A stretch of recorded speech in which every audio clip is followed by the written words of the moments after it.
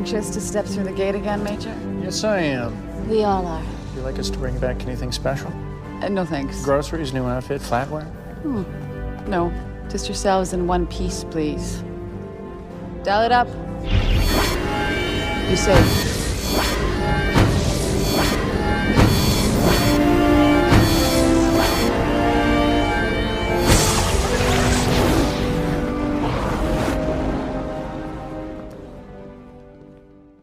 Welcome to the Jumping Puddles podcast.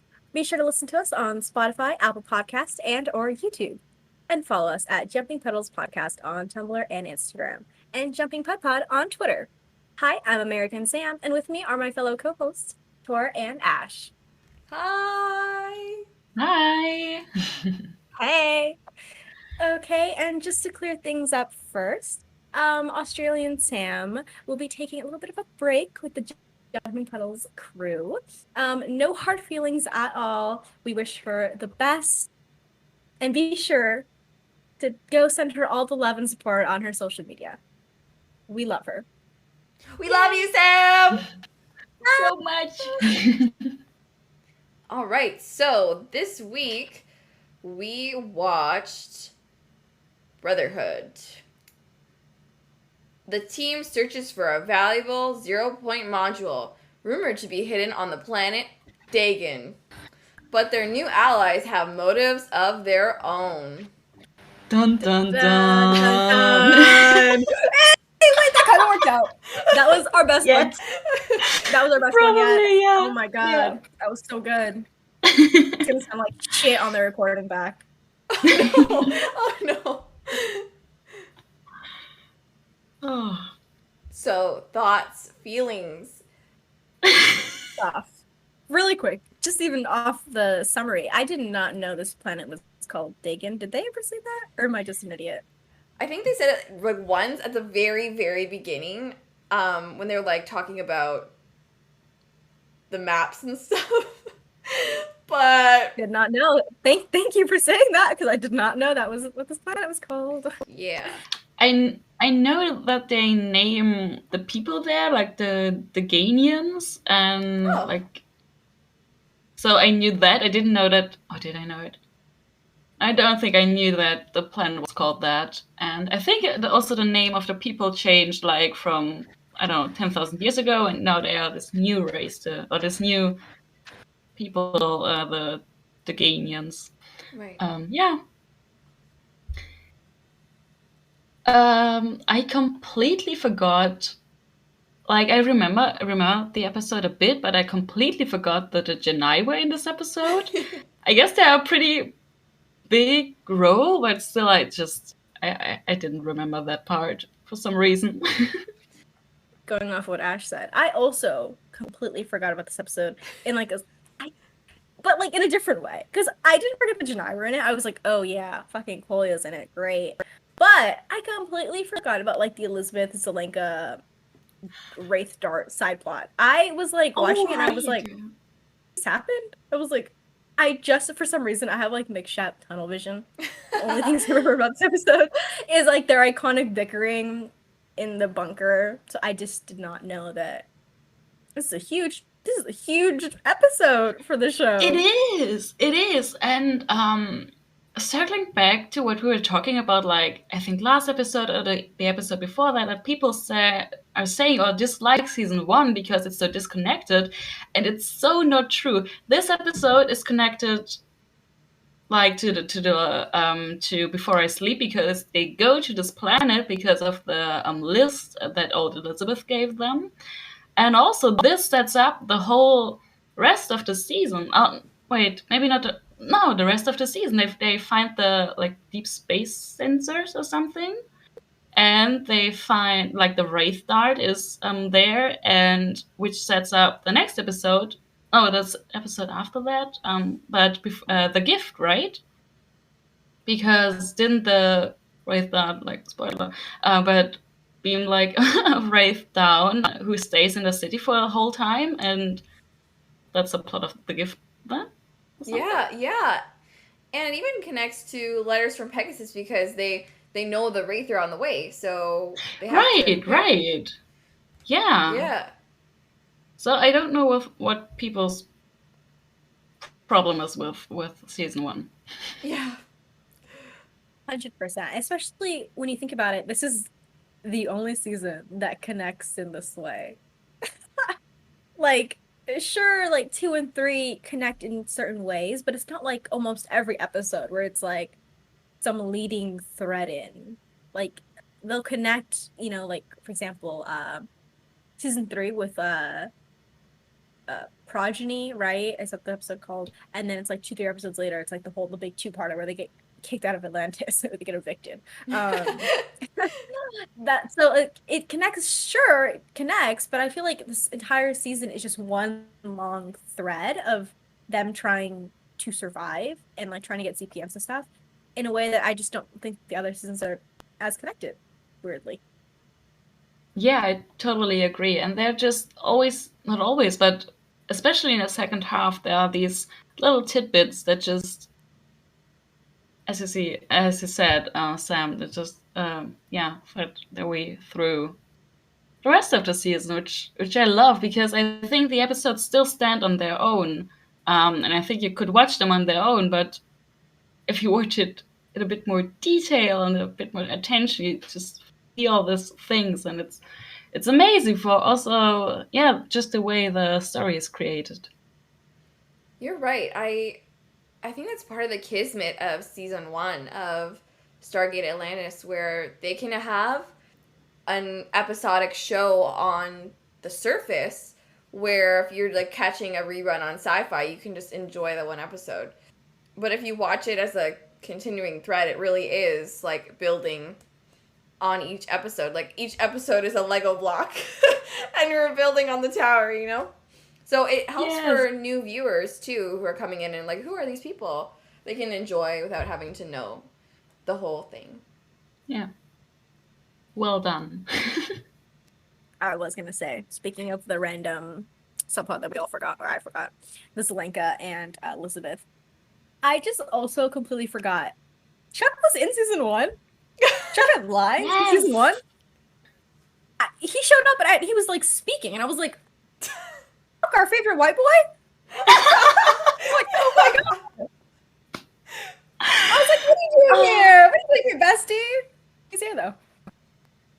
I completely freaked out because I don't know when it started, but like a few weeks ago, I started getting these asks on Tumblr about different ships and also a lot of rare pairs.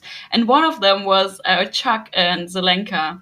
And we kind of had this whole thing going and creating this whole, like a lot of headcanons.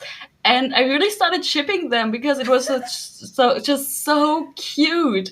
And I was like, we have Chuck and Reddick interaction in this episode. I was so excited. I watched this episode like 2 days after I started having these crazy headcanons. I was like, oh my god, it's basically canon at this point. I mean, come on, they're bickering, and come on. Oh yeah, it's such a rom-com setup, like a meet cute. Like, the IT guy comes in and he's yelling at you for getting crumbs in the computer, and like that's why it's not working. And then you fall in love after you banter. It's so exactly. It's the perfect setup for a Hallmark movie. I feel like I'm seeing the world in a new light now. I did not know Radek and Chuck were a ship. That's so freaking cute. They are now. Can I also add, though? Can I add in Chuck and Peter? Oh, yes. Interesting. Peter Grodin, right? Mm-hmm. Yeah. Oh, yeah. Just for clarification. Yeah. Because I just think he deserves better. He should have been on the entire show. We'll get to that, obviously. But I think him and Chuck would be so cute, like IT besties. Like they're like the Rodney and Zelenka of the control room. Oh my gosh, I love that. That's so cute. Yes, I adore it. Yes. Have they interacted ever? Probably not. It's okay though. At Jumping Puddles, we create our own fantasies. Yes, definitely. For your entertainment and ours. Speaking of ships, though, I really love what I interpreted to be Zelenka's massive crush on Elizabeth Weir, because same. Who would not? Oh god. I was just about I was trying to find a good segue to the exact same thing. Roddick has such a crush on Elizabeth in this episode. It's so adorable. Like, yeah, same. But it's Right? just adorable.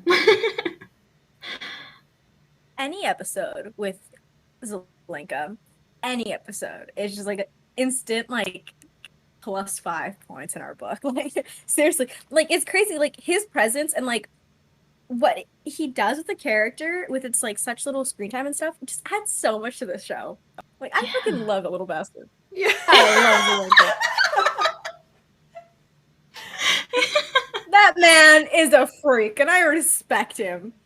Yeah. He's a little weirdo.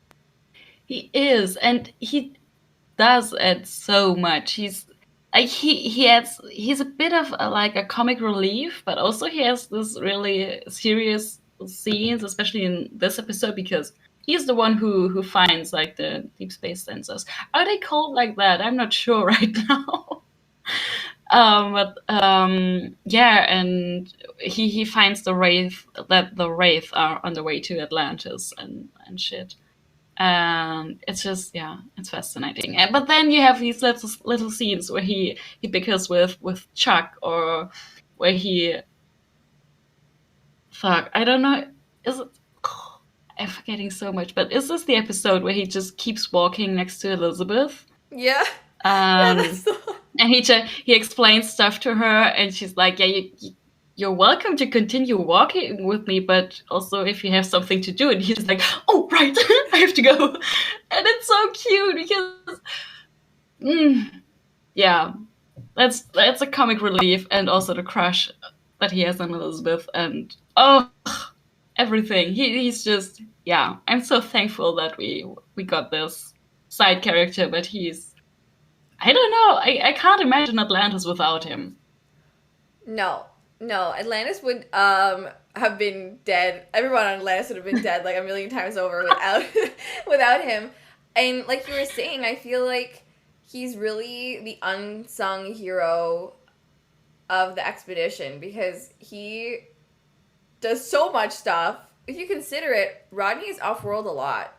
And so when he's not there, like Zelenka is the one carrying the science department. So he's the one doing all the protecting of home base, which he does amazingly in this episode. So yeah, I love that little guy. So good. And also, I feel like, how do I say this? Atlantis was supposed to be an ensemble show. And I feel like Zelenka's character in particular shows why that's so fun and such a good thing. Because I feel like he brings, like you said, the comedic value, but also just a level of realness to the situation. Because I feel like he's relatable and very likable and real. And so it kind of brings down any sort of tropey nature of like the main cast. Totally agree. 100%. And I love how this just turned into like a Zelenka love fest. I was just adding on to that. He deserves it. But it's like, it's not only his dynamic with Chuck or Elizabeth, which are all great, but like his dynamic with Rodney, of course, is just so insanely, just not even just like hilarious, but just insanely important to both of them as characters. And his dynamic, like even with like, the little moments with like Ronan or like Elizabeth that he just randomly has, like they're great. And like with John too, I love, sorry, skipping ahead, but this is erratic love hours. That one scene where like he's cursing in Czech and John's like, I know what you mean. Or he's like he's picked up curse words in Czech because they're just like coworkers. Like that's so funny. And I think like what kind of sucks is I think that like us as fans have like gravitated to him so much that like he's in almost every Atlantis fic. Like it's hard to find one without Radek. Like he's almost, I consider him to be like a part of the main team. Like he's a part of the 7 or 8 if you like include Lauren too.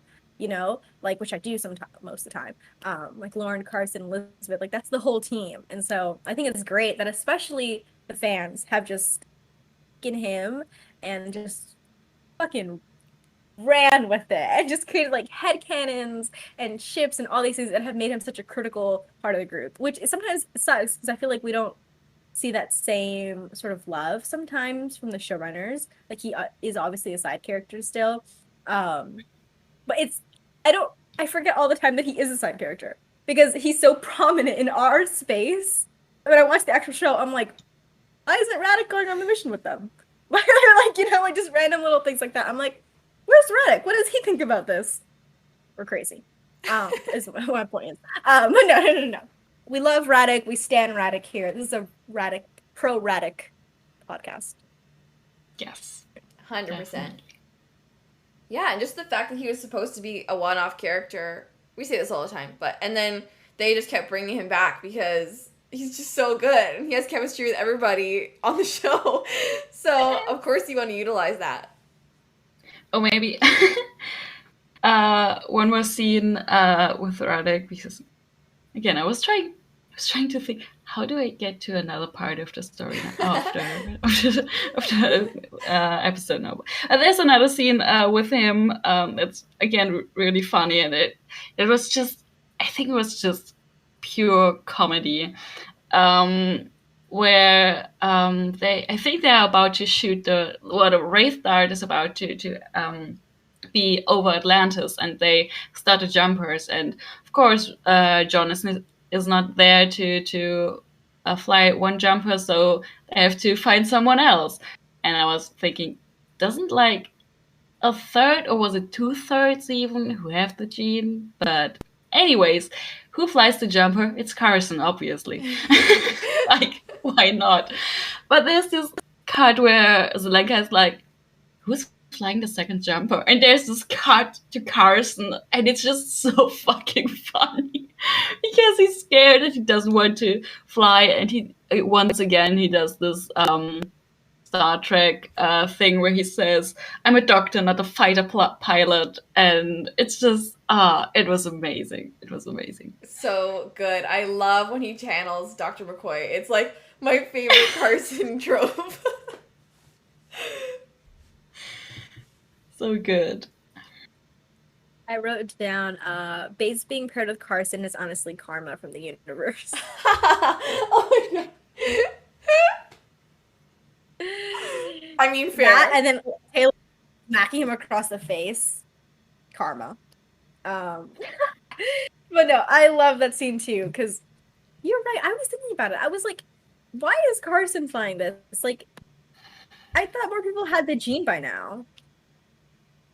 You know, and it's interesting because Carson is their, like, chief doctor, right? So if he blew up in that jumper, they'd be fucked. What? Pretty much. It's the worst. Thinking, like, is it maybe because, like, he has, like, the gene naturally?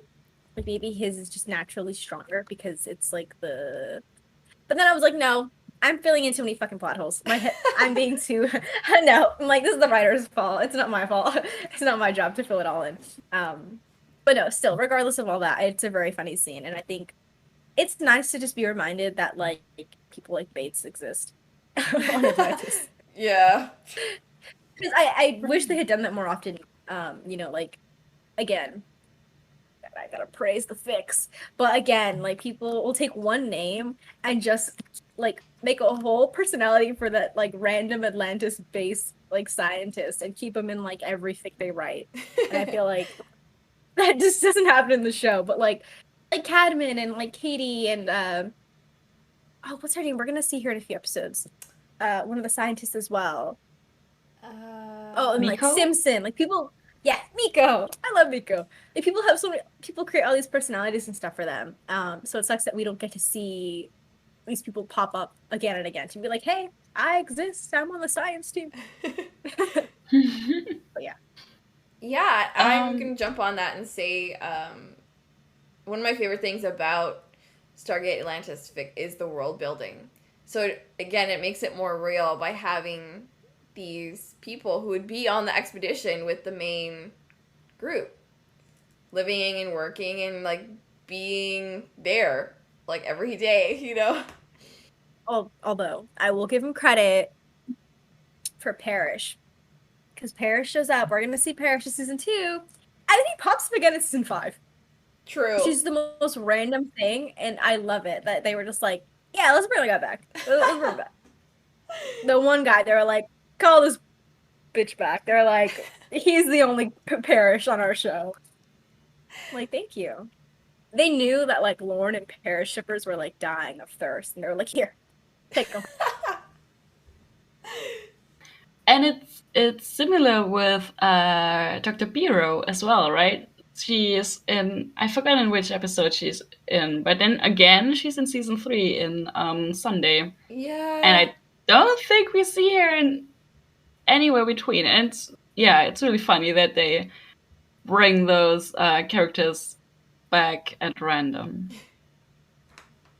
They get like half points. Yeah. They get like half points for trying. We just wish they tried a little more. Yeah. But still, I appreciate the trying. It's like, remember them? They're still here. I guess I'm not sure how they handled it on Atlantis. I guess they tried to do it a bit more on Universe, but I'm not sure there either. But especially in the first season, they just had a definite amount of people on Atlantis. They couldn't just change them all the time because there was no reinforcement coming or anything. So I wonder if they kept bringing back the same extras. Ooh, that's a good question. Because I know that they did that on Star Trek Voyager. Because they are stuck on a ship and they had like a bunch of extras who would come back all the time. So you have the same background characters all the time. That's smart too, because I think like on set it also creates an atmosphere where like you see these people every time like you're working, so it sort of helps to create that illusion of like family and isolated society. It's pretty cool. Yeah, and then I think Ash, you were saying too, did they do that on Universe as well? I feel like they did a little bit, or at least for some of like the minor characters. I'm not sure. I didn't do a lot of background research on Universe because I never got that deep into the fandom there. I hope they did because it would make sense, and I feel like they did it with a few people. But and also it has been a while since I watched it like in its entirety, so I'm not sure. But I'm gonna pay attention to it whenever we watch it. Yeah, I want to say they at least did for like obviously like the science trio in the beginning. I think were mainly just supposed to be like background characters, and then became more of like characters in season 2 because they didn't really have a lot in season 1. Science trio, and because I'm distinctly remembering the chef from Universe, like Oh, he yeah. would, like I don't think I forgot I don't even know if he has a name. I don't know. But I feel like he would kind of just pop up sometimes and be like, hey, I'm cooking. Or like, I'm making the stuff back here. Like, I'm making the shit food y'all bring me. Feed you guys. I can't remember any of like the other background. Okay. Now that we've been off topic for like 20 minutes. Woo! Shall we? Can we talk about our favorite Pegasus Galaxy social media influencer? What? Mr. Colia's back. And this How time did you guys forget? he's shirtless. Oh shit! Stop. I forgot about that. I was trying to remember. Do we see a little lemon jacket again? And yeah, no, we see him shirtless, right? Yeah, because he has the scar. We've all been waiting for that, right? Yeah, 100%. Absolutely. I just love how petty Kolya is. He's like, this bitch shot me, and I have this ugly ass scar, so now I need to go exact my revenge on him for no other reason but that. Okay, but he's so fucking dramatic. It wasn't even like, okay, maybe I'm like remembering it wrong, but it wasn't even like that big. Sir, it was like, I was like almost like, oh, that's a tattoo. Like, it's just basically a little extra mark you got on your back.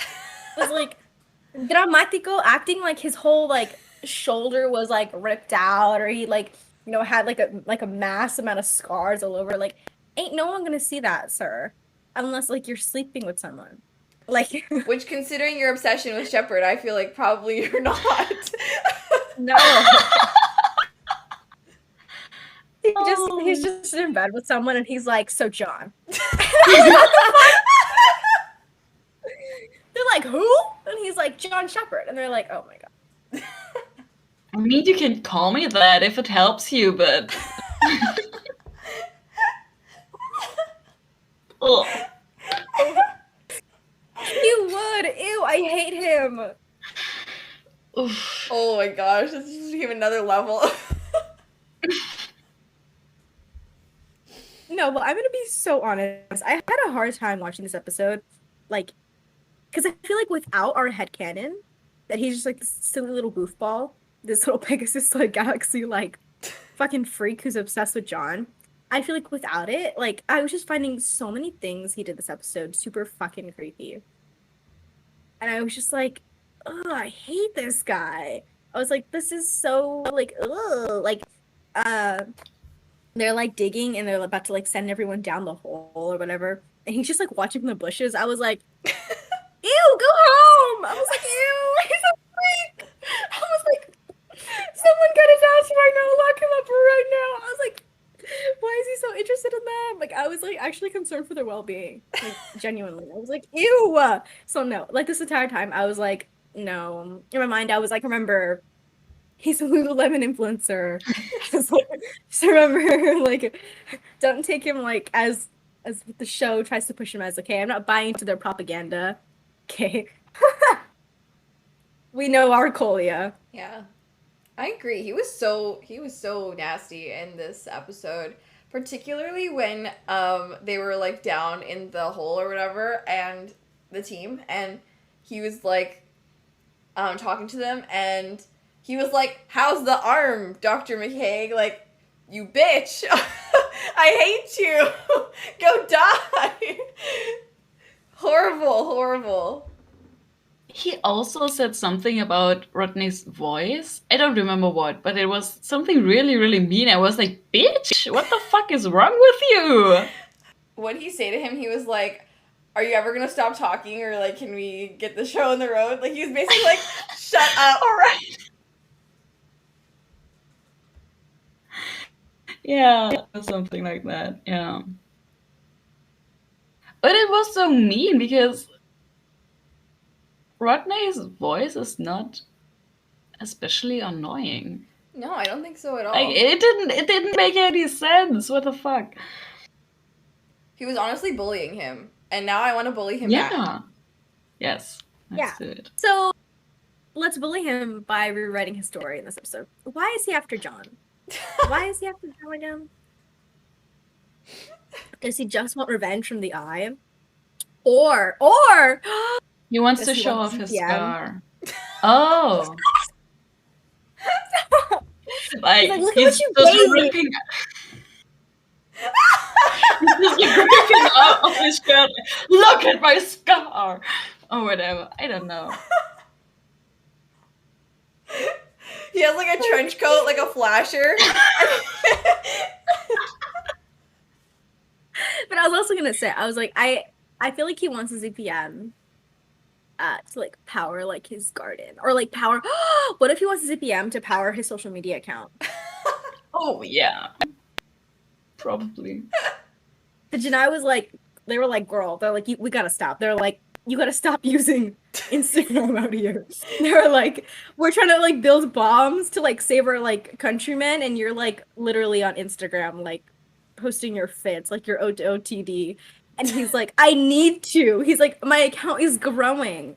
Like I'm almost at like 100 followers. Like, are you kidding me?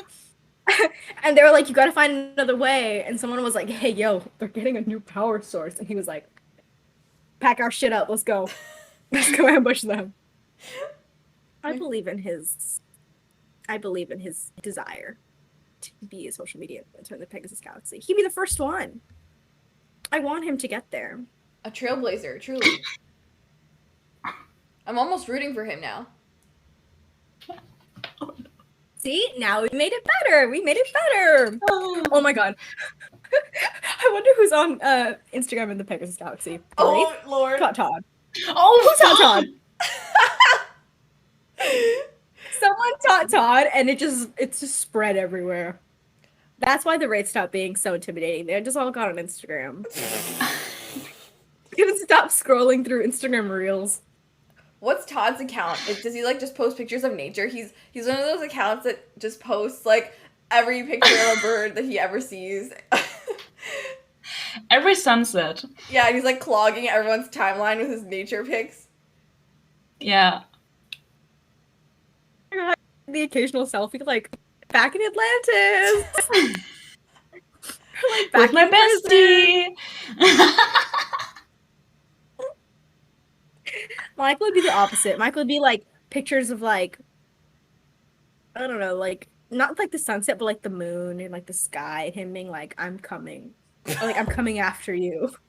No, I'm like, hey! No, I'm like a weird, like, I should have finished my sentence first.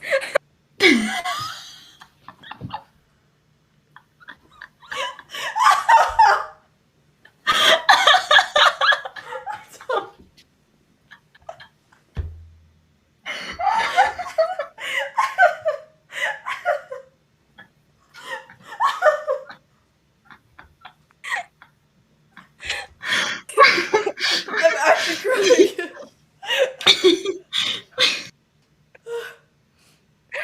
Man, I'm coming after you. No. Oh no, we can make this work. He uses Instagram like Tinder. Oh, fuck. He just wants to find a mate. He matches with Dying. Todd.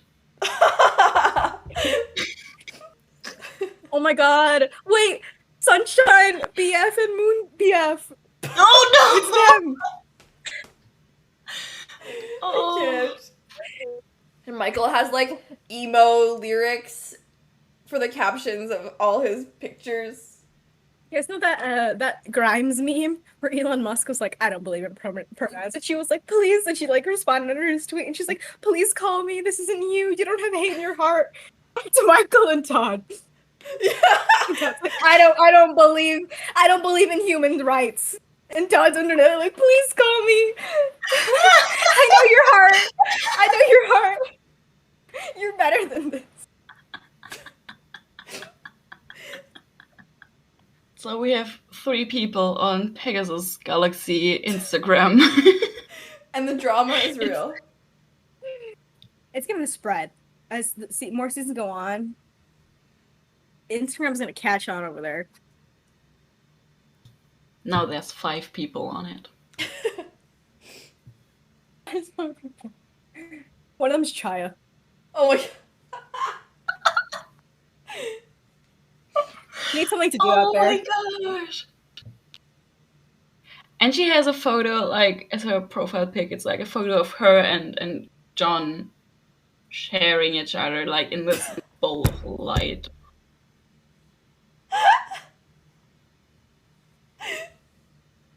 I'm sick. I'm sick.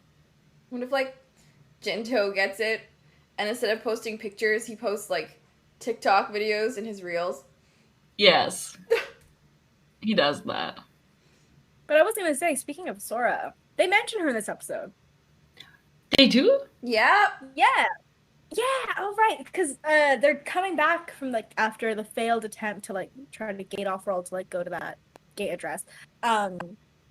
And Ronnie's like, oh, well, like, if you just want Sora, like, we can trade her or whatever. And I was like, and Cole's like, no, I don't want Sora. Like, she knew what she was getting into. And I was just like, wait a minute. I'm like, wait a damn second. Does that mean Sora's just been in the fucking Atlantis prisons all this time? Yeah. Because Rodney's like, we can just give you Sora. Where is she? Is she just hanging out with the Athosians? Like, did they just, like, fully give her up? She's in the basement. She's in the basement. And I was gonna say, I was like, well, sucks to be her because bitch is a wraith down there now. Yeah. Girl. True. I completely missed that. Like, I mean, is that why she's dead? Because the wraith just went down there and ate her up real quick and everyone forgot that she was down there? Like, what happened? We just never get any answers. But it's interesting that they would bring it up again. I feel like I read something about her, what was supposed to happen, and that maybe something was cut with her. But still, even if it was cut, they could have included, like, in one sentence later what happened to her, because she was so prominent in the Eye, and it's really sad to just not know. What, she's just rotting in the Atlantis prison? What the fuck? Yeah. If she didn't die because that one wraith, I'm sure she died during the siege. Yeah, there's no way. Like, they just found a body, and it was so old that they were like, they couldn't identify who it was, so they were like, I guess. And, like, they go through their crew manifest and, like, see who they've lost, and just nobody shows up. Oh, by the way, we lose 2 more pilots and a jumper in this episode. Oh, yep. Rip Markham. You're famous in fics. You are. Really? Mm-hmm. Aww. I always hear that name, Markham. And I was like, I never could figure out who he was. And rip, he died so early, but he lives on. He lives on in everyone's minds. Aww. Gone too soon. That's so sweet. Also, sorry, speaking of consistency, we find out that it's only been a few months since Rising. Yeah. So we're still under a year. And I want to say it's like almost under, like maybe a little bit over 6 months, but probably under, because Rodney says that it's only been a few months. So a few means like a couple. I'm not thinking this is like, October. Like this isn't like 10 months into it. Like it's still pretty early into their expedition. Yeah. And they fucked up this badly. How many times? Whoops. Where's their break? Because once again, they get hoodwinked at the end of the episode. And SCPM gets yanked off. Yep. Like, we didn't see that one coming. I feel kind of bad for Rodney this episode because I feel like right from the start, right from the cold open, he has, like, the only kid doing any work in the group project energy. Where everyone's, like, sitting around joking and laughing, and he's like, guys, do you want to live or do you want to die? Because, our whole shit depends on this, so please help. Like, Elizabeth's not gonna give us an A if you don't get your heads in the game. Please. You think Elizabeth is, like, rating their missions? John gets an F every time. They never get anything better than a C or a C+. Rodney has never done so poor in his life. Oh. Rodney is so pissed in the beginning. Poor guy. Yeah. And I almost feel kind of bad too, because like, obviously we've talked about like there have been like team scenes, maybe like very few and sparse in between, But I feel like there's a really fun, like they're all cracking up, and I was like, oh my god, get that big little team. But Rodney was not having any of it. Rodney was like, bitches, you'll better stop laughing and get back to work. But at least I think to make up for it, we do get that really cute scene later, where they're all coaching him on, like, they're like, yes, she has a crush on you. And he's like, oh shit, what do I do? Like, I think it's so cute that at least we get this one scene And I'm glad Ford was actually like putting in some input. And like he was talking this episode, he was doing stuff. I was like, hey, look at our king go. Look at our underrated king go. Yeah, he was doing the most in this episode. Speaking about Rodney, I thought it was so cute how he was completely fine talking to Alina until he found out, or until his team told him that she has a crush on him. And then he was unusable after that. He stuttered all the time. I don't know, he just couldn't bring out a sentence anymore. He couldn't concentrate. I thought it was really funny. Yeah, I love that. I love that whole thing. Like John rolling his eyes when the girl is flirting with Rodney. And then and then after just Rodney's entire obliviousness to any sort of people having affection for him. It just does not register in his brain. It's so good. Oh, poor little muffin. Yeah. I was gonna say though too, well, two things. First one, look at John is real bold for looking like someone literally kicked his puppy in that one scene where Rodney is like flirting with Lena. He looked literally devastated. And I was like, I almost wanted to jump through the screen and like shake him a bit and be like, you were doing the most with Chaya. And like Rodney, 2 episodes ago, Rodney was going crazy. Rodney was going green. Rodney was losing his mind. And like, rightfully so, John literally banged her at the end of the episode. Okay? But here, all Rodney's doing is just flirting. And the girl's actually like into him. And John looks like someone literally like punched him. And like, he looks devastated. And I was like, sir, you've done worse. Okay, let Rodney have his little moment. Like, you don't need to be all sad. And then when later, when Rodney's like, well, what do I do? Like, do I say anything to her now? And John's like, no, just say something to her in the morning. I honestly, I can't tell if that was sabotage or not. I think it was totally sabotage. I think it was so, yeah. It was definitely. Yeah. Because I was like, if Rodney was asking this, asking that to me, I'd be like, go talk to her now. Like, the night is always the best time to make your move. It's like you feel, the feelings are on. Take her for a night stroll, King. Like, I was like, John, why would you tell him that? And Rodney listened, and I was like, oh, which sabotaged him. Yeah. Can we talk about Taylor a little bit? Mainly about the scene where they find this hatch, or where they find the ninth thingy, and she's the one lifting the hatch up. It was like, yes, girl. Thank you. For days. Yes. I just thought it was really cool.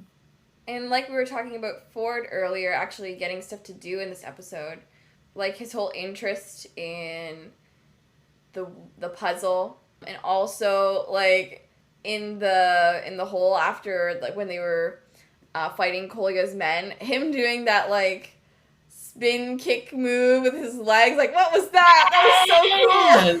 so cool. That was amazing. Yeah. It was insane. Yeah. Mm-hmm. I wrote down, I was like, Ford is kind of a baddie this episode. Yeah. because of the, first of all, yeah, the Black Widow, like, takedown, like, the scissor legs, he, like, jumped on him and brought him down, and then got the gun to his chest, too. I was like, dang! And then, also, when, like, he's on the top and he's guarding, and then, like, he gets stunned, right? But then he gets up, and he takes the guy hostage on the ground. I was like, not even a stun little theme bopper can keep that man down. I was like, okay. I was like, there he goes. I know. I was like, how did he wake up? I thought they sedated him or something, but dude, damn. Yeah, like, even though it wasn't successful, it was still freaking badass. Like, he was not going down without taking someone with him. Yeah. Speaking of that scene, I love when Rodney is, like, the one that is the desirable one of the group, where they like the evil people want Rodney for his like brain or whatever. So for me, I love the fact that Rodney volunteered himself to Kolya basically for the safety of the team, like without any prompting really. Like he was just like, fine, like I'll go with you and help you find this thing. And John being mad at him for it. He's like, shut the fuck up, Rodney. Why are you doing this? Love the damsel in distress trope when it comes to John and Rodney. Mm-hmm. It's so good, and it never gets old. Truly, I wanted more. I wanted more of one of them being kidnapped for either their brain or their gene. Like, that should have been a common trope in the show, where they would just go missing, and they'd be like, where the hell are they? They'd be like, oh shit, did they get kidnapped on the last one we went to?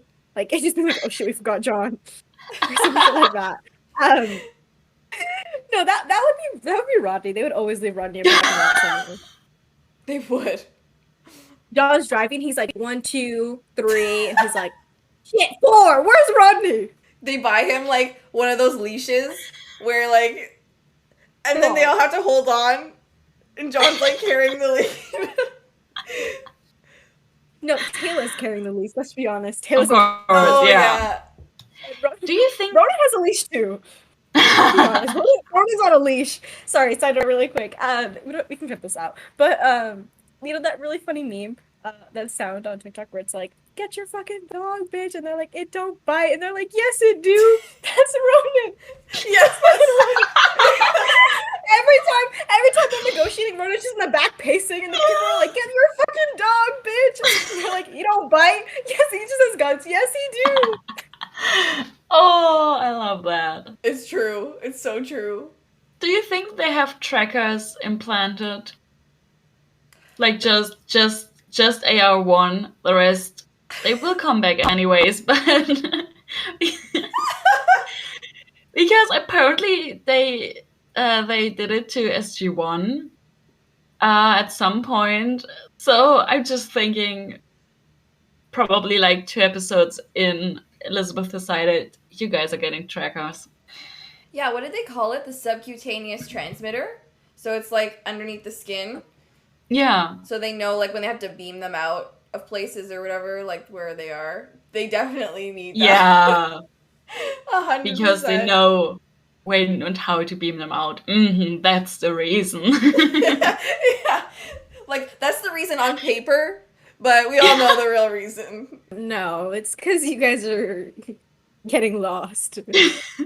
Yeah, I feel like literally every episode, the team goes off world. Elizabeth is like, they're supposed to be back like an hour ago. Like, they're always late. They're never on time. Yeah. So bad. Poor her, honestly.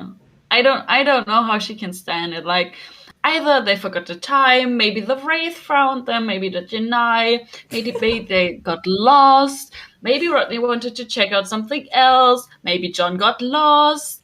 We know he has a terrible sense of direction. So, are they dead? Did they forget time? Did they get drunk? Who knows? Oh my God, she would kill him if they just got drunk in a town and forgot to check in. I think Elizabeth would actually... They would be grounded. Be stuck on Atlantis for like 2 weeks. Yeah, no She's like, missions. no, yeah, she's like, no gate travel. After 1 week, she lifts that because they're just making too much trouble on Atlantis. He's like, okay, go off, please, just leave. This is when Rodney and John are on their scooters and skateboards. Oh my God. Sorry, we're going to continue this really quick. Maybe this is also during the time where they go down into the basements and find like a feral Sora who's been living off of like scraps and stuff down there. They're like, oh shit.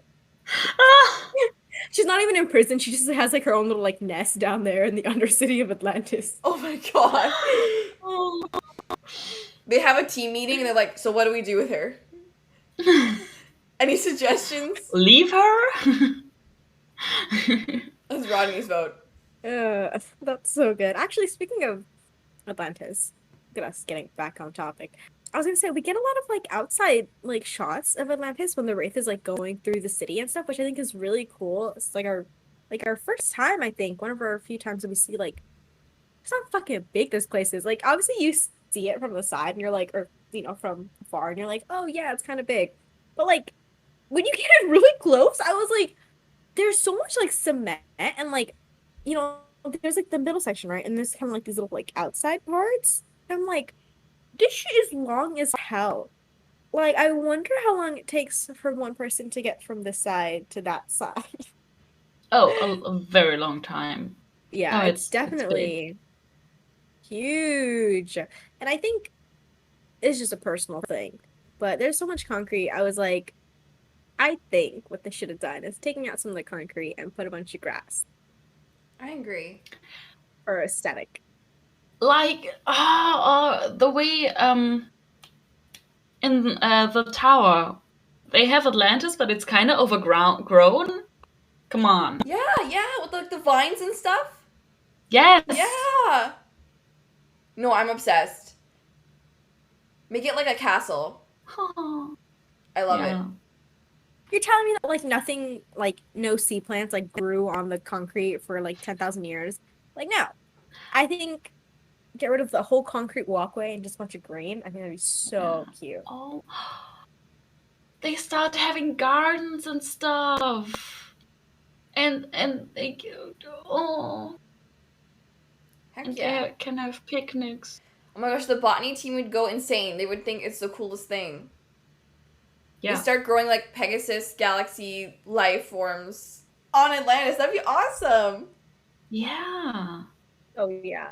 The botany, like from that one, we've only ever seen like one room, and I'm like, girl, this is too small. Y'all need to have like your own tower. This Atlantis is so big. Like, they could really just designate towers. Like this is the military tower, this is the science tower, this is the botany tower, this is the history tower, this is the whatever tower. Because it's just so big. Like I can't believe I'm sure there's more rooms, for the botany team. But I was like, girl, all of you guys can have your own offices. Like you guys don't need to share anything. Plants everywhere. It would be so funny if it started like because someone is like having their vines or whatever kind of plants they have, and it starts growing out the window, and they just leave it. And then at some point, someone is taking like a jumbo through the city, and it's like, that looks so good. We should have that more. And they just keep adding like grass and plants and parks. Imagine parks on Atlantis. Oh my gosh. Yes, this is what they needed. They needed rec space, like badly, outside. Yeah, did they get any sometime? Where's their Are they taking vitamin D pills? They need it. John especially. They need it. Speaking of John, I like the way he says Kolya. I can't really imitate it, but he has like a special way he says Kolya. It's like I don't know if you guys have seen Jessica Jones, but it's like Kilgrave says Jessica. It's just it has this kind of threatening vibe to it, and I love it. I think it's really cool that he has this voice when he uses the name, and it's just really cool. Yeah, it's something special for sure. Let's I want to talk about the ending of it, because originally I wrote down, I was like, oh my god, I was like, Alina's like probably one of like Rodney's best love interests. I was like, honestly, he's in third place. John, Katie Brown, Alina. Until the ending, because I completely forgot that she betrayed him. I don't know. I don't remember much of this episode. But yeah, that sucked. Yeah. I was kind of sad about that. Because, like, I felt like her interest was genuine and, like, what he had to say. And, like, he thought that she had really interesting information. Like, I would never peg Rodney for, like, being interested in history. But he seemed, like, interested when she was talking about it. And that was, like, before he knew that she had a crush on him or whatever. So it was, like, a genuine curiosity, which is nice to see from him instead of it being like smarmy and like gross. Like he was just like, wow, like tell me more, but like, in a genuine way and not in a lecherous way. And I think it's interesting too, like the conversation, like, they have her and the other female scientists have a conversation early in the episode where she's like, no, we shouldn't do this. She's like, no, trust them. And then it's when Rodney lets it slip that they're not actually ancients, and she's like, wait a minute. And at the end, she betrays them. And I just want to say, I can once again blame the ancients. It's all their fault, besties. It is all their fault for having all these people worship them like gods. And now their descendants could have fucking used that.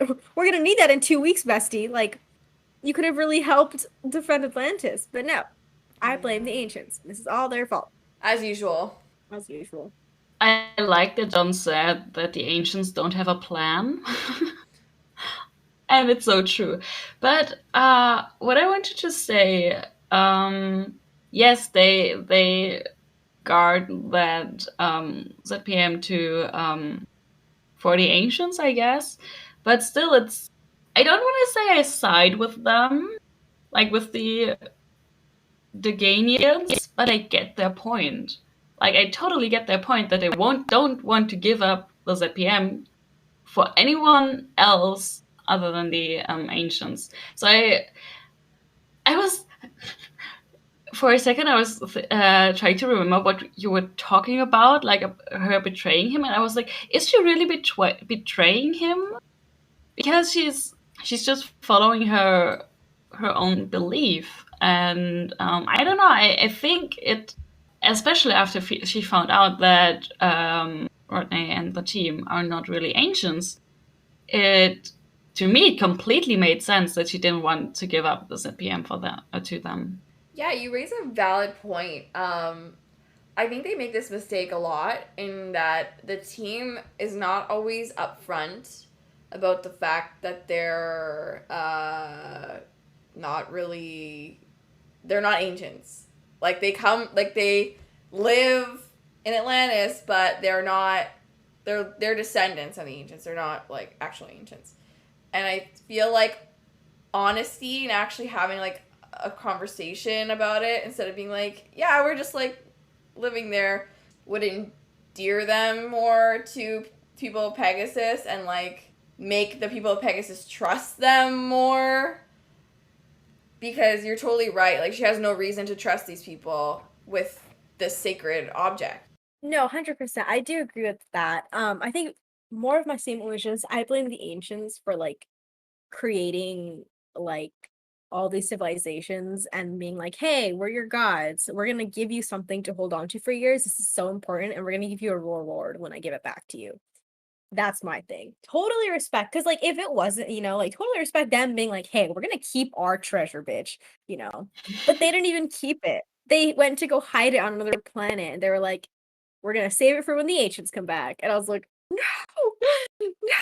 And again, it's just because it's the ancients who, I don't know, they like, I find it so sketch and just sleazy of them to have these civilizations in the Pegasus Galaxy basically worship them as gods. And then what the fuck happened with the Wraith? They pieced out. They went to Earth. They literally left all these people and left them with the belief that, like, hey, we're gods, we're gonna come back, like, everything's gonna be great when we come back. And like, when John and them show up and like, and everyone's like, oh my god, you're from the ancient planet, like, everyone's always like, you're from Atlantis, and they think the Pegasus, like, they think Atlantis is some, these saviors that have come to, like, save them, and then it turns out horribly every time because the Atlantis people fuck up all the goddamn time. They make mistakes left and right. And so it's just this harmless, it's this toxic cycle of everyone being excited, then disappointed immediately for different reasons. And who started the ancient? Not you. I'm pointing at the ancients. The ancients. If they had just been more, like, less of, like, praised as gods, maybe this wouldn't have been an issue. I think because they were so like, ooh, we're so powerful. We're from Atlantis, like the shining city. We're gonna come and save you. Lies. You raise an excellent point. Another reason why the ancients suck majorly, for a race that I feel like cast off a lot of material things and touted philosophies of being sort of like above certain human emotions, I feel like they have a lot of pride. And like, why are you manipulating people into revering you as gods? Like, do you see yourselves like that? Because I've got news for you. And then, like, I just think it's, why don't you just be honest with people? Like, they don't trust their intelligence enough to be like, just do what they say. Like, no, like, we have to manipulate them into thinking that we're this thing that we're really not. And then, to make that worse, when they do become as gods, I say in quotations, and have power and are omnipotent and can change things, they just leave them. They just leave the people of the Pegasus Galaxy with their mistakes. You're so right. And they're like, oh, we can't interfere because of our bullshit rules that we made up for ourselves. Like, it's so dumb. It's so bad. They suck. I can never like them. Never. I'll never think that they're sympathetic at all. Yeah, it's so interesting, especially because they are at war with the Ori, right? Or it's being said that there was one point where they had like this major disagreement, and so these two ways opened up. But in this episode, they did the exact same thing. They gave, like, the Ori expect people to believe in them, and it gives them power. In this case, it's basically the same. They tell the ancients tell the people to believe in them and to guard this thing, so it will give them power later on. Huh. So true. So true. And no, that point, and then also going off of what Tor said too, it's insane to me that they have the audacity, and I say this, the audacity to, again, make these cultures like worship them. Not only did they dip to another galaxy when things got tough, then they also ascended to a new plane of existence. And then, yeah, told everyone who wanted to help, they said, no, you're gonna get blasted out of existence if you try to help. Excuse me! Excuse me! This is, oh my god, everything is their fault, and I'm getting so mad right now. Everything is their fault! Like, they actually have, like, this crazy amount of power, right? Like, they will literally yank, other ascended beings out of existence and, like, punish them if they break their rules. Why can't they get rid of the Wraith? Who put this rule in place? Like, it makes me so mad. And it makes me also, like, wish that we got more of, like, the ancients when they were in their ascended form. Yeah, and it's even worse because it's their mistake. Like, they did it. Nobody else did it. Like, I would understand if, like, some other culture in Pegasus Galaxy made the Wraith and then they expected, like, oh, please, ancients, help us. And the ancients were like, no, bitch, like, you did bad things. Like, you shouldn't have fucked with that. But they were the ones who did it. So, yeah, this is bad. Ancients, bad. Yeah. If I find an ancient, it's on site. Legitimately on site. Sam will fight an ancient and win. Thank you for the confidence. I'll just wear my docs and stomp on them. That's all I got. Like, I think that should work. That will do the trick. They don't know how to fight. They spent time. They hid out in a base while they were being sieged, and then they became floaty things. All I know how to do is meditate. Space jellyfish. And meditate. Oh my god, I hate them. Yep. They just seem like the most okay. Like the gentrified white people that come to LA. They seem like those people who are like, I need my like Erewhon shake at this temperature, and I'm gonna spend $17 on a milkshake every day because it's good for me and because Hailey Bieber told me to. That's the Ancients. The Ancients vibe. Yep. They go to Pilates. They're those bitches you fucking hate to see at like yoga. There's always like a group of 3 of them. They're all in matching outfits. And they're like, yeah, I'm so sad. Like, my husband, like, took me to, like, Paris for the weekend. But I wanted to go to, like, England. Like, they're the, Yeah. Those are the Ancients. Those are the energy. Those are the vibes I get from the Ancients. Oh, I love They're it. gentrified LA And I people. can see it. This is just a random little thing, but I freaking love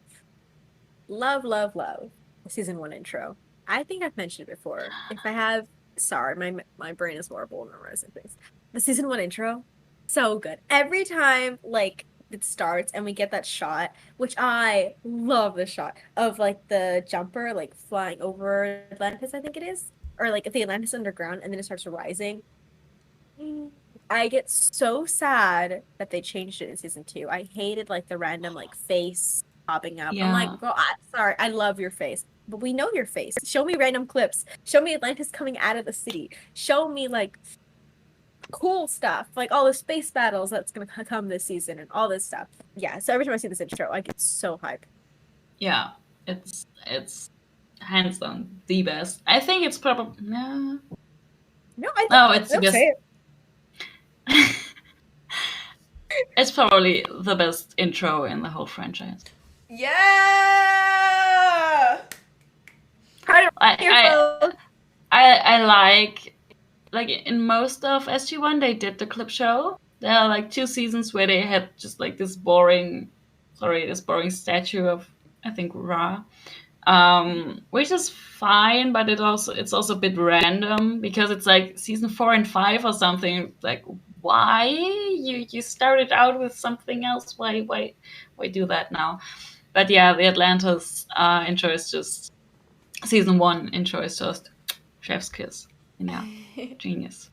Yeah, just to add on to that, I agree. I like to see clips from the actual show of the characters because it's fun to like, oh, like when is that going to happen? And then finding out what episode each one is from is always a good time.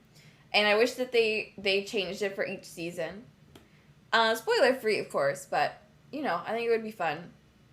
It's more fun than just like a stationary head floating in space. I agree. Yeah, totally. Yeah, it's Yeah. and it would be so fun if like in when do they add Carson to the intro? Is it after he comes back? Like as a clone or something? I'm not sure, but they in season 5. But they add Carson.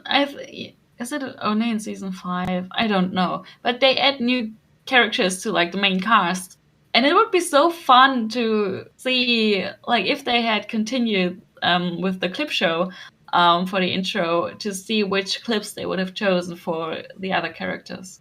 Yeah, exactly. Damn! Now I'm angry that we didn't get that. Same with Sam in season 4 And Ronan. and yes, and Ronan and Woolsey. Like, not that I really, really care about this character, but it would be so interesting to just have that. And I love all the shots in of Elizabeth in the first intro. It's so like I love all of them, but I like hers the most because it's just. I do really dig whenever they have Ford being a weapons nerd and explaining how particular weapons work to Taylor in particular. Because they did it before in Suspicion. And it's great because it actually, even if it's just exposition, it kind of adds something to his character. Like, it cements the fact that, yes, he is a weapons expert. Like, this is his role. Yeah, and I just like him being a nerd about something and having, like, a passion about something, you know?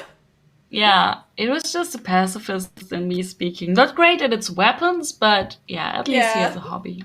Yeah, I know. Unfortunately, it's so military focused, but... Hobby rip. No, I was gonna say, in that same scene, everyone's like, oh, what kind of weapons do you guys have? And Taylor just whips out her fucking, like, leg knife. Yeah. Her knife, and she just has it. And I think it's so funny. I wish they had, like, because they show her, like, her leg with, like, the knife, and they show her kind of, like, wielding it, and they flip away from her face. I was like, they show a little bit of her face. But I was like, I want the whole scene. Give me the whole pan up to her face and to her just whipping that shit out. And John's like, You know, it's not the only knife she hid. Mm-mm. It reminds me of that scene that I love. I will never, when we get to this episode, it's just gonna be me praising this scene for 30,000 minutes. There's that really funny scene with Ronan, Ford, Taylor, and John when they're stuck on the Wraith ship in season 2, and like Ronan's just throwing all these knives that he just has hidden all over his body to open the door. Such a great scene on so many levels, like how the dialogue works. Just it's quintessential Stargate, I think, that scene.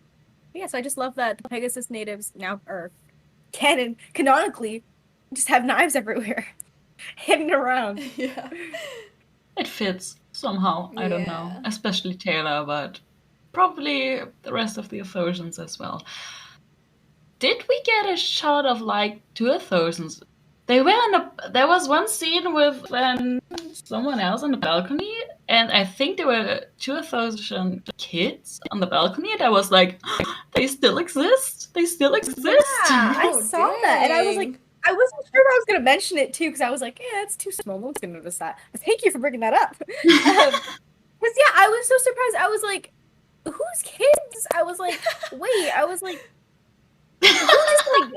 some Athosian parent was like, I'm just gonna drop off on Atlantis for the day. Like they can just hang out there, and they're just amusing themselves on the balcony. I noticed that scene, and I tried to think about it and why they were there and what they were doing, because they seemed super excited, like it was their first time on Atlantis, and just like they were just pointing and all that stuff, and like, oh my God, Atlantis is so great. And I was thinking maybe it's like a school trip or something, or now I'm thinking maybe it's like maybe there is some exchange between the Athosians and the Lantians, that they are, I don't know, maybe they have like interns or whatever, and just Athosian kids have the chance to check out the different departments on Atlantis, and some are interested in, I don't know, in botany or in all the different sciences. I mean, they have all these brilliant minds there, and yeah, they might as well pass some of their knowledge on to the Athosian kids, for example. I love that. I love that. No, I'm gonna cry. That's beautiful. I need that so much. Oh my gosh. Now I'm picturing like, okay, see, Athosians come on like a certain day every year. It's like Athos Atlantis Day or some bullshit like that. Okay, but like, it'd be so fun because like they have like each little lab and stuff are like decorated with like little activities for the kids to do. Aww. And Rodney's like, oh my God, is it Athos Day again? And John's like, yes. Like, do you have your thing set up? And John's like, mine's gonna be better than yours. And Rodney's like, no, the kids are gonna love my thing. And like they just start like everyone just competes to like who has like the best. And then in the end it's like Ronan. All the kids love Ronan because they're like, oh my God, Ronan broke a stick in like half, so he's like, he ripped open an apple. And John's like, what the hell? Like, weren't you supposed to do like some military shit? And Ronan was like, yeah, they like this better. Oh, Precious. Taylor and Elizabeth are both like come with the leaders, and like they have like a little seminar about like how like one day if they grow up and stuff, if when they grow up. Let me stop right there. My bad. That got super depressing. When they grow up, like maybe they can join and go to Earth, and like maybe they can join SGC. But like they'll be like the Pegasus unit. yeah. No, that is so cute. It's great. And also so in character. Like, I feel like Rodney would be like, oh, I can't believe, like, I have to do this. But then John making it a competition would, like, galvanize him completely to make, like, the best event ever. I was gonna say, okay, I like this episode, but I honestly, like, I think in retrospect, is this controversial? I think this is probably, like, my least favorite out of the whole season. Wow. Because while there is some like, good here, like, there's some great, I mean, fucking iconic McShep moments, right? Like, iconic. And there is that really important, and I love they, like, builds up that, like, the Wraith starts, you know, it came by, blew it up, but there is a ship on the way. And it's super important for the plot, and I really respect all that. But, like, I don't know, know, like there's just something missing for me, I think. And again, I do every episode we say this, but I just wish Taylor and Ford had gotten more to do. Like I really do appreciate like some of like the team aspects, or the team shots, because like there's that one where they're all like hands up and like you see Taylor's guns and it's like, oh, this is great. And like they're all in a row and I was like, oh, this is fun. But I don't know. I feel like especially on rewatch, I feel like it's kind of a hard one to rewatch. Because I low-key was like I was like sort of like kind of tired of like the scat, like I think it's, I don't know, because it feels mean to say, because I think the scavenger hunt is a really cool idea and stuff. But like once you've already seen it, for me personally, I was just kind of like, I wasn't super invested in that portion. And again, I fucking hate Kolya. I know I love our version, but his version, he's so creepy in this. And oh, we have to talk. Oh my god, how have we not talked about it? John almost killing him in the bunker down there. Yeah. That was pretty. That was good. Again, there's good moments. It's just not my favorite episode. But let's talk about John really quick. I'm so glad that I think by John not killing Kolya when he basically demanded it, he just humiliated him so bad, and I'm so happy that he got to do that. And I just wrote down he humiliated Kolya. Because it just felt good to see that. And also him saying, this won't happen again. Next time I'm gonna kill you. And that's an interesting take on it. I'm wondering now what motivated him to spare Kolya's life in that scene. Was it to make him beg for it, basically? Or was it sort of like a pride thing? Because at this point, Kolya had been subdued and unarmed. So, like, maybe John was like, oh, like, I'm shooting, like, an unarmed man. Like, maybe if he was, like, pointing a gun at me actively, then I could justify killing him. But, like, he's not. So, I don't know. Because I'm always interested in, like, dissecting Shepard's morality. I say in quotations. Because it's questionable. I don't know if it's a matter of pride, but I think it has definitely to do with Kolya being unarmed in this situation. Because I don't think John would shoot an unarmed person without any reason. Like I don't think that's something he does. Even if he hates that person. That's a good point. Yeah, I have no idea what his thought process was. I like to think that it's because he's a good guy.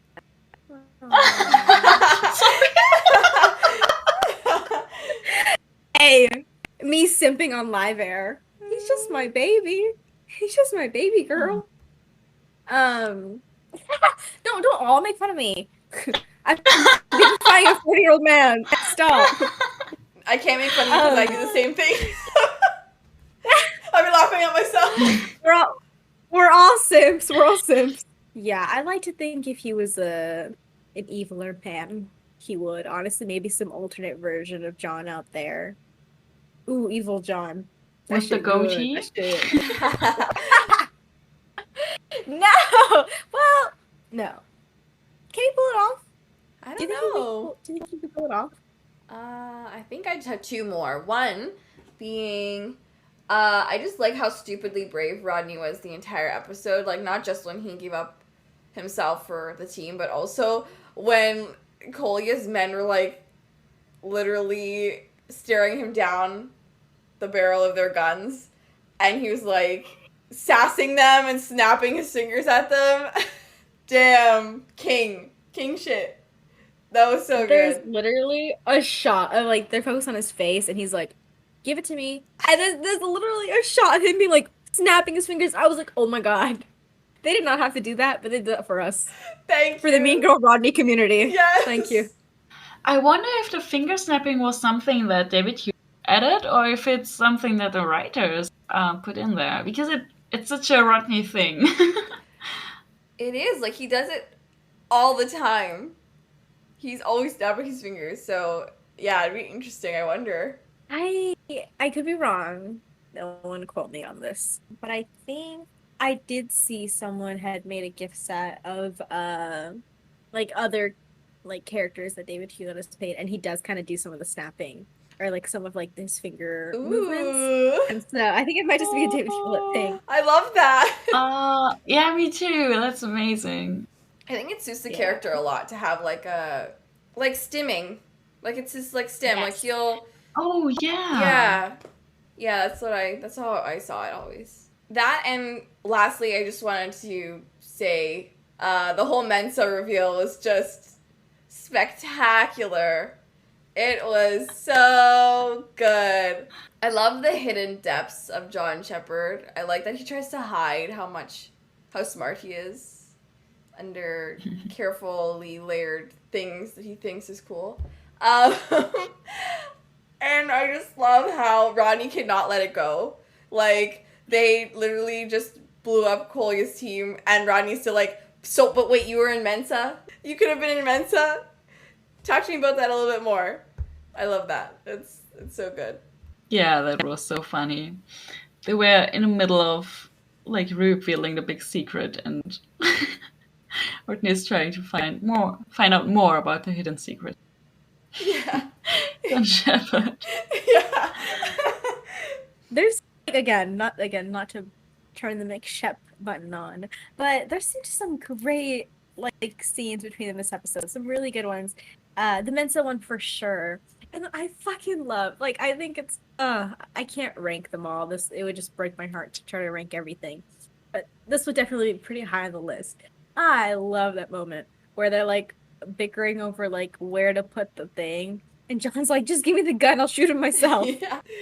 Like, he's fully over it. Like, So good. oh, it's so good. The old marrieds. Old married couple energy. I also really loved how John was helping everybody down the rope. And he was like, just like guiding them, like with his hand on their like arm or leg, like, here you go, team, gently land on the ground. Like, very nurturing of him to do that. He expresses his love through his actions.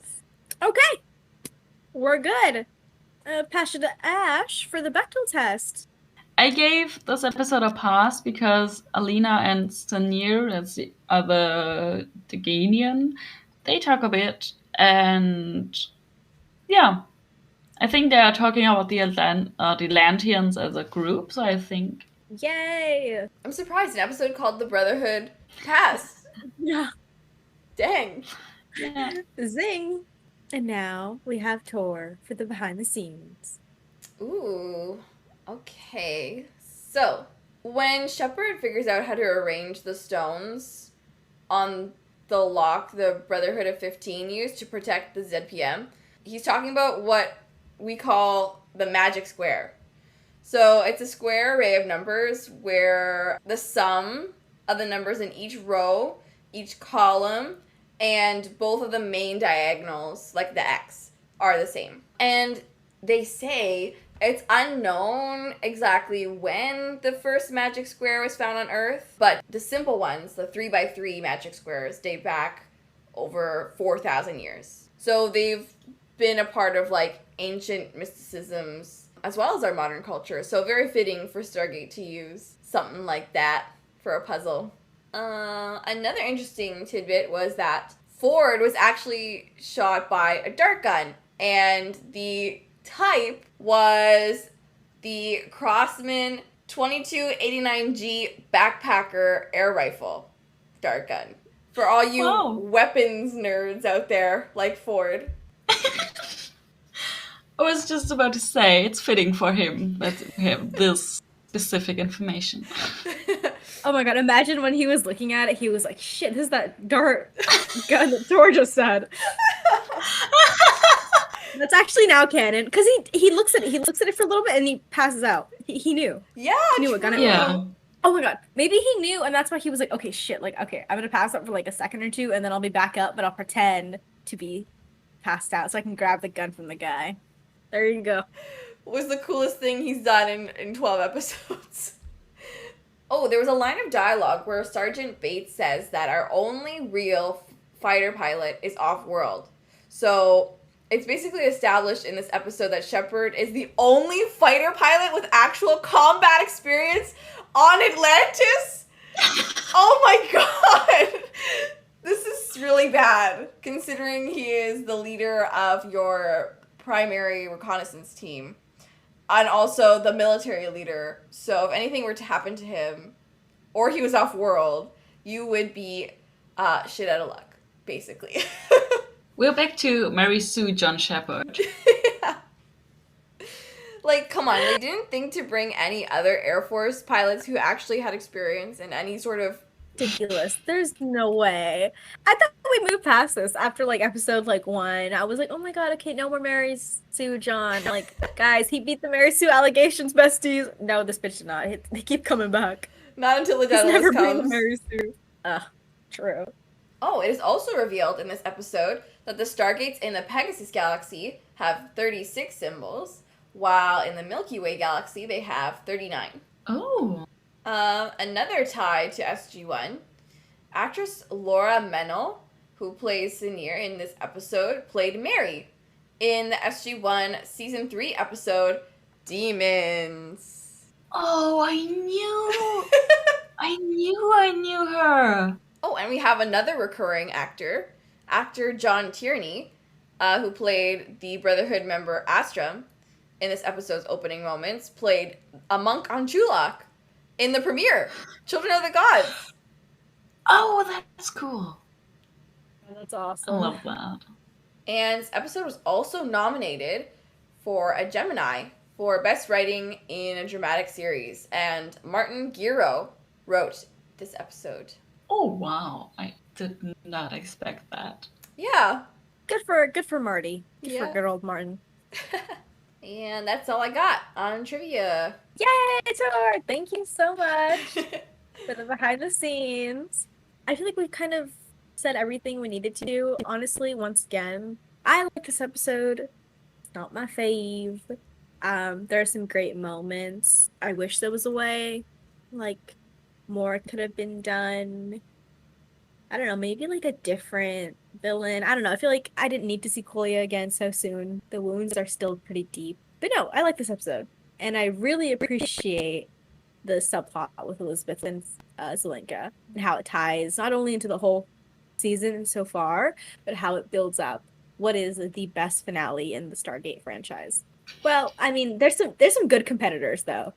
Like season 7 finale, holy shit, that's great too, of SG-1. Mm-hmm. But I still think oh my god, we're gonna get to the siege and it's gonna be great. I'm excited. Me too, The build-up yeah. is killing me. Yeah, so 7 out of 10. 7.5 out of 10. I'm kind of with you on that, Sam, that it's my favorite and maybe also my least favorite of season 1. I'm trying to find a reason why, but it's... Yeah, you said that it's missing something, and I think that's it. I can't really explain what it is, but it just felt like it was missing something, or maybe it was they were trying to tie too many things into one, like to have this search for the ZPM, which had like this huge thing with the ancients, but then also bringing the Genii into this, and like these old wounds, and it hasn't been that long that we saw the Genii in the eyes. So it was, I don't know, it was a weird mix of people and of guest stars, and it felt a bit, it feels a bit, yeah, I don't know. I also tend to forget, just forget about this episode, or I skip it, or it's not an episode that comes to mind when I think of Stargate Atlantis. For me, I like the vibe that we were going for, like the Indiana Jones sort of like let's hunt for treasure thing. And I like that it was more of an ensemble episode where we saw like what was happening on Atlantis while the team was doing their thing somewhere else.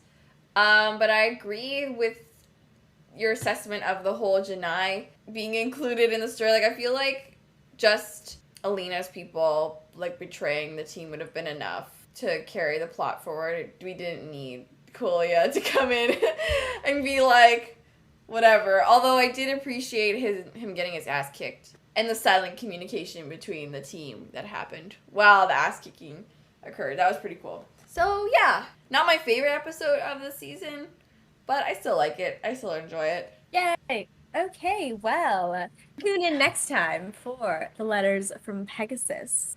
Ooh. Ooh, yeah, that's gonna be a fun episode. Love that episode. I actually haven't seen it since I first watched Atlanta, so I need to rewatch it. It's been Wow. a year, and I don't remember shit about it, so I can't wait. Tune in next time. Thanks for hanging out with us. Be sure to check out all of our social media, Tumblr, Instagram, Twitter, YouTube if you want to watch us on there.